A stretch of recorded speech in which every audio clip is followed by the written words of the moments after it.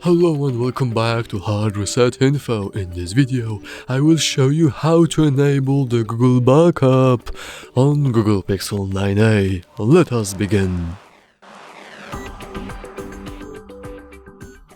First, we have to go to the settings, and then right at the top of the setting list, we have to go to the Google Services and Preferences. We can see the backup is off. However, if we don't see the panel right here, we can always go to the All Services and manually search for it. It should be right here under Backup and Restore.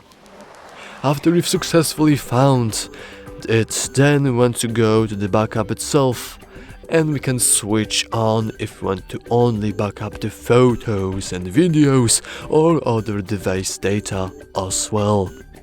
I'm going to stick only with photos and videos.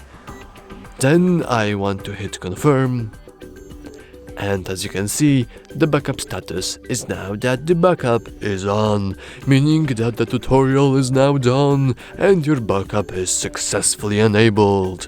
If you found this video useful, please remember to like and subscribe. Thanks for watching, bye.